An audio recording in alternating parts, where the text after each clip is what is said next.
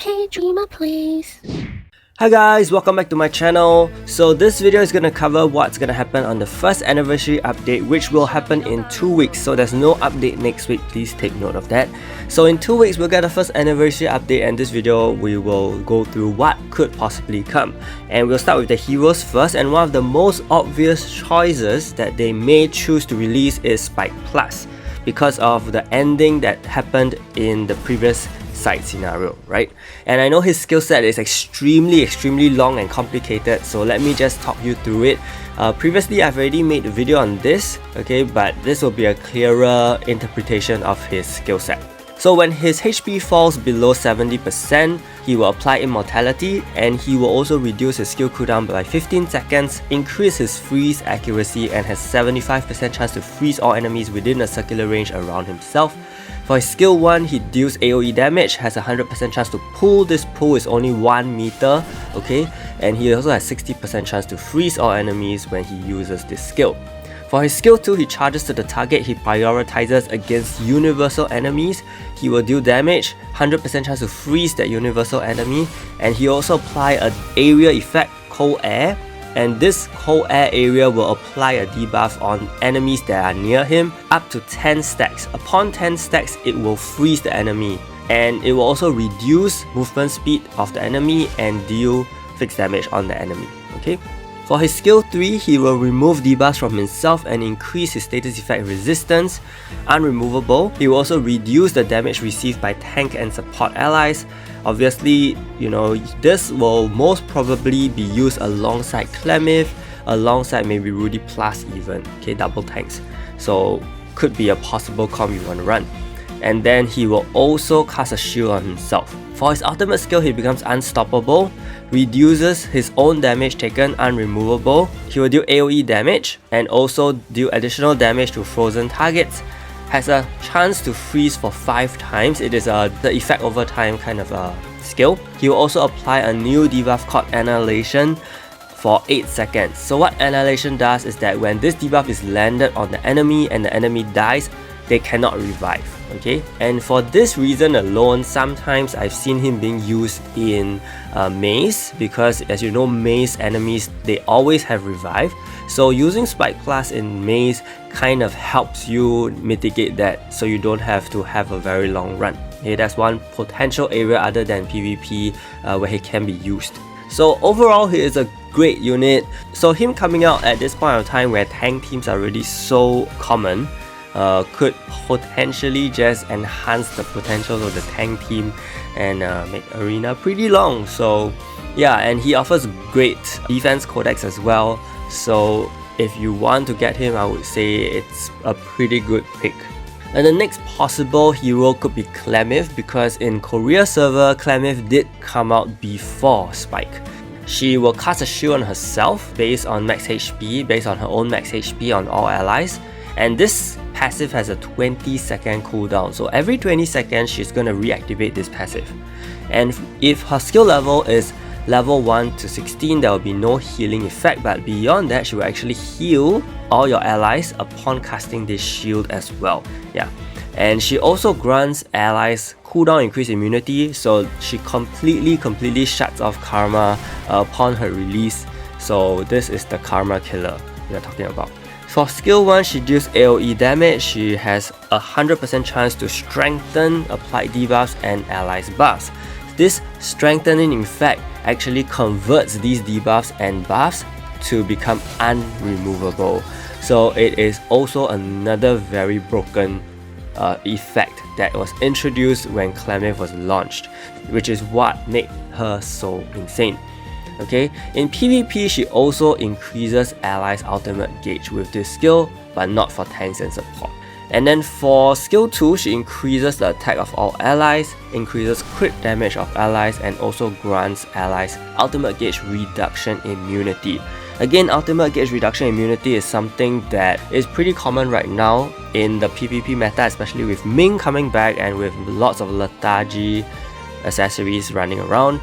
So ultimate gauge reduction immunity for 15 seconds is also going to be very good for you.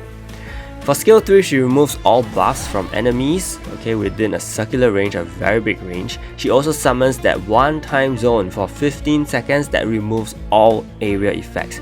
So this again, technically she should have came out earlier and then she would have shut down Jave, but now that Jave is no longer around, I'm not sure how efficient and effective and good this skill will be, because we don't really have that many area effects happening right now in PvP, right? It's either the burst team or the tank team. Yeah, so this skill kind of is not as important and not as wild as it's supposed to be. And for ultimate skill, she reduces skill cooldown of all allies except tanks and support. She will revive one fallen ally, and in PvP, if this fallen ally is not a tank and support, she will also increase the ultimate skill of that particular target by 100%. Okay, so effectively, if she revives a universal range or DPS unit, they will get the ultimate gauge immediately again upon revival. So pretty good. So that's it. The thing about Clemyth is that she was released way before all the remakes happened in Korea server. However, Global decided to do a big change and release those 5 remakes that we have now, which is specifically Ming, Rudy Plus, Shane, Rin, right?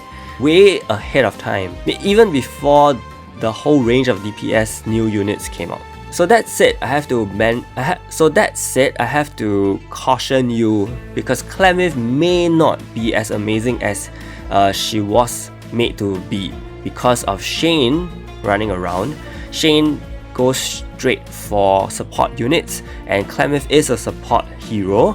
So if your Clemyth is not well built at all, she could potentially be just killed immediately by Shane at the very early stage of the battle, and yeah, then you won't get to feel Clemyth's power in that case. Just keep this in mind, because if in case she comes out and it doesn't feel as game changing, this is one of the reasons why. So those were the 2 potential L+ that could potentially come out. We do have 3 legendary heroes left in the game, and literally just these 3 and we are done. We don't have any more legendary heroes coming out. Okay, so I would say the most possible heroes are Lee and Diana. Diana is part of the side scenario as well, so there's a high chance she will be the legendary hero coupled together with the L+. For her passive, she increases attack speed proportional to combo chance, so she'll be definitely using combo chance set. And for her skill 1, she will teleport to the target and deal single target damage, applies a new effect called tracking, whereby she will always target that enemy unless she is affected by taunt. Even if the enemy is under stealth, she can still hit the enemy. And she will prioritize the enemy with the lowest HP. For her skill 2, she deals damage, single target damage again, and she will deal additional damage to stun targets, has a 100% chance to apply a new effect called Predation, unremovable. This Predation effect basically is an effect whereby she will remove all the buffs of the enemy, and for the number of buffs she removes, she will also increase her ignore defense efficiency proportional to that number of buffs removed. For her skill 3, she will do damage and heal. For her ultimate skill, she will teleport, do damage, and apply tracking as well. So she is a very fast damage dealer because her skill 2 only has 5-second cooldown. Okay, so it's insanely fast. Basically almost no cooldown if you were to give her maybe 1 TA. Okay, time acceleration. And she is actually used in PvE mostly, especially in Celios raid or any raids you want to use her in. Then we have Lee. The reason why I think Lee could potentially come out as a free hero is because he's been delayed for so long, and now that Cheng Chen is actually having a great time in PvP, there was actually a period of time where Lee and Cheng Chen made a small meta in Korea server, so there is a chance that Lee coming out at this time would be great, especially for universal comps. The fact that he has the same ultimate skill as Cheng Chen makes it very difficult for tank teams, because as you know, or if you have experience, Cheng Chen is actually a great counter against tank teams if she's playing on a burst comp. So I'm not too sure where Lee will fit in at this point, but that could be a potential team comp with both Lee and Cheng Cheng to reduce HP of enemies fast and then kill them off immediately. Okay. He also increases the bulk of your allies by increasing the block rate. He can decrease attack of the targets with his skill 1, which means providing even more bulk for you. He can also teleport to a target and stun, and he can also increase block efficiency and also status effect resistance of himself. Yeah, so he's pretty tanky. He's pretty tank oriented, I would say. So there could be a potential composition surrounding that.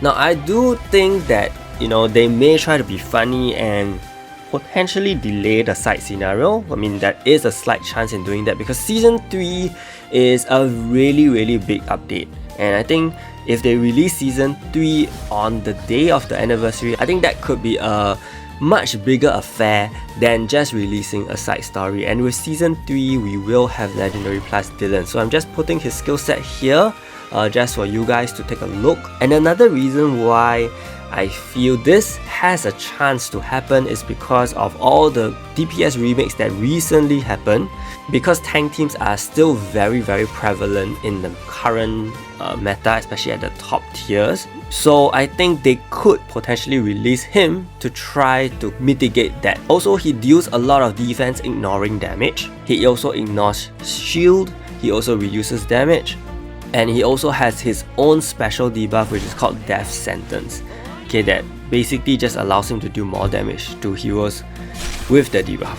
Yeah, so his ultimate skill is basically a compilation of all his skills. Okay, I don't want to go too much into this because there is just quite a low chance, but still a chance that this could happen. Okay, so what about exclusive equipment? If we are talking about those that have not been released currently, Yuri is one of them. Okay, she will basically get 100% ultimate gauge when she revives.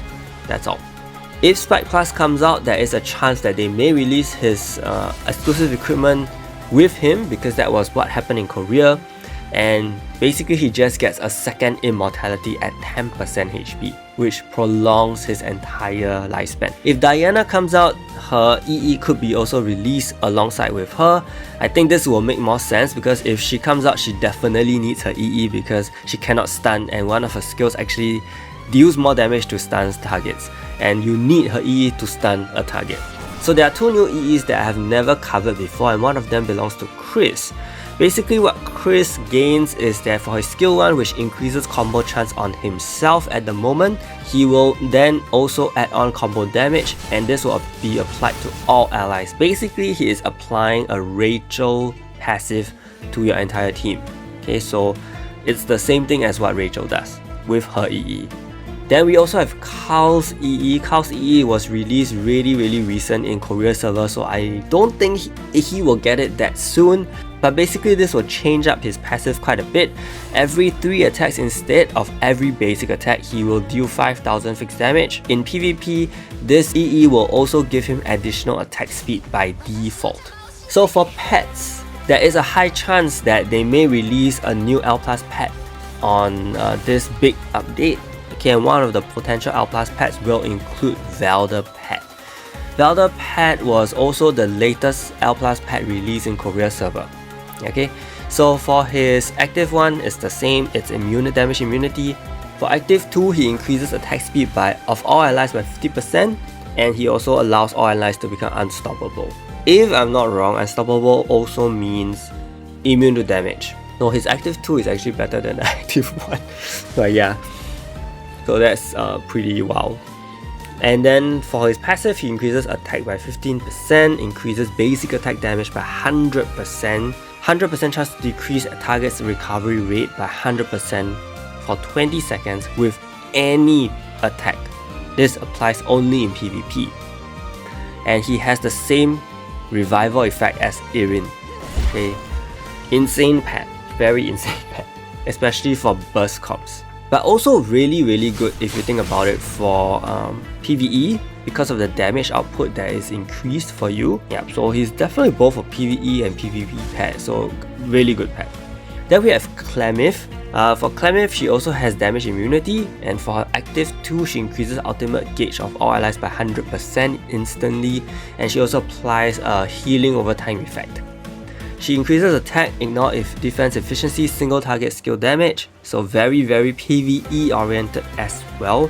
And she also allows your allies to become immortal for 8 seconds when their HP falls to 10% or less. So yeah, but I guess we do need Clemyth to come out first before we can even get the Clemyth pet. That is why I speculate that the Velda pet could come out much earlier than Clemyth pet. Now for gear wise, there's 3 possible things that they could include in the update. Catastrophe armor, orbs, I think orbs has a very high chance, and sealed accessories. So for the catastrophe armor, basically it is a one-piece thing, and depending on who you equip it to, you will get different effects. So we'll look at this again when it comes out, and I do have to kind of read more into this, whether how it is used and who it is used on more frequently. So the next thing that has a very high chance to come out are the orbs. Okay, and if you watch my accessory guide previously, you will realize that I only covered two tiers of orbs. Okay, the last tier was released only about 5-6 months ago in Korea server. They could just release all 3 tiers at once and make it extremely difficult for top players. Okay, so 3 tiers of orbs. The first tier of orb is the most basic one. It only increases attack or defense or HP by 5%. The second tier of orb is after you give it an additional effect via an accessory. The third tier of orb increases attack and defense and HP by either 10% or 15% depending on the color. So the blue tier 3 orb increases defense by 15% and the other 2 stats are 10%. Usability of the orb is level gated, and what do I mean by this? The tier 1 can only be used by level 40 and above heroes, the tier 2 level 50 and above heroes, and the tier 3, the best orbs, can only be used by level 60 heroes. The orbs cannot be enhanced, enchanted and transcended for now. I say for now because we always know that Netmarble, 7 Knights 2, whatever, they will find a way to make it even harder, even crazier than what it is. So the process of getting these orbs, okay, can take quite a while, but if you want to start preparing for the tier 1 at least, I think this is manageable. So for tier 1, you will need 1 million gold, 1 forgotten memory orb, 3,000 runes. The runes will be a huge problem because they only released jewels and page 4 divinity recently, so I'm sure many people may not be ready with that many runes. If we think about Korea server, they release orbs about, I would say, 3 months after jewels came out. 3 months. So we never know. We really never know. I think it's already been about a month. Yeah, so we'll see.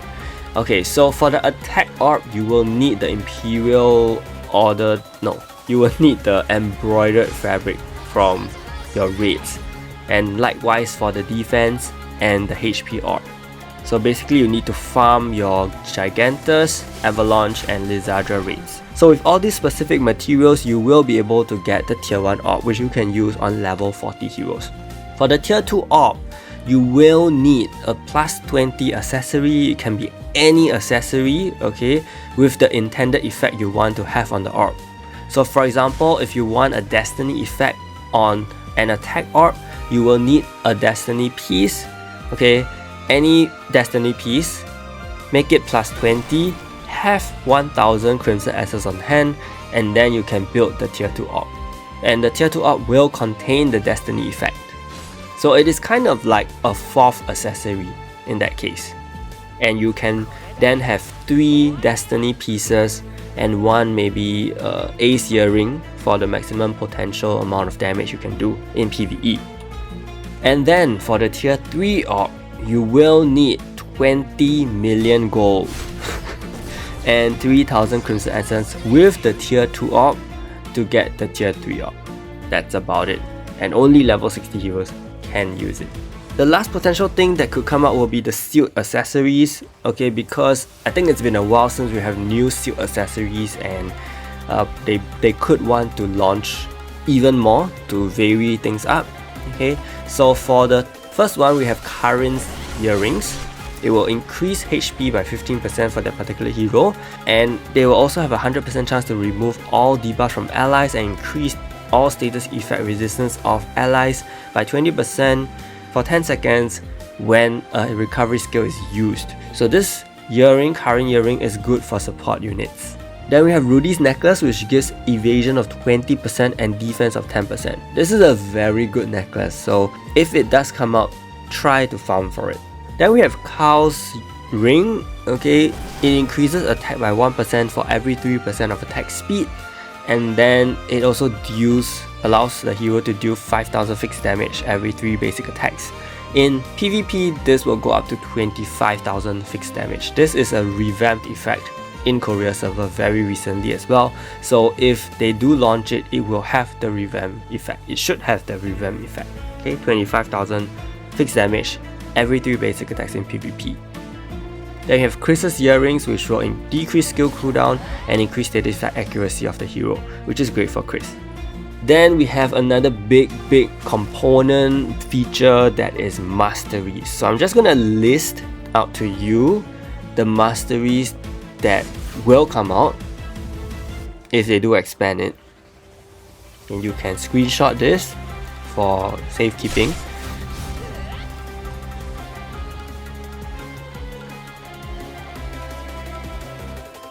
And overall, it will take 117,500 rubies to unlock everything up to level 200.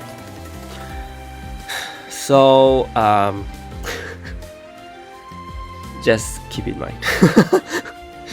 And good luck. We could get new guild masteries as well and increase guild level, because the guild level cap has not been increased for a very long time. So these are all the potential guild masteries that could come out, and also it will just basically aid you in guild content.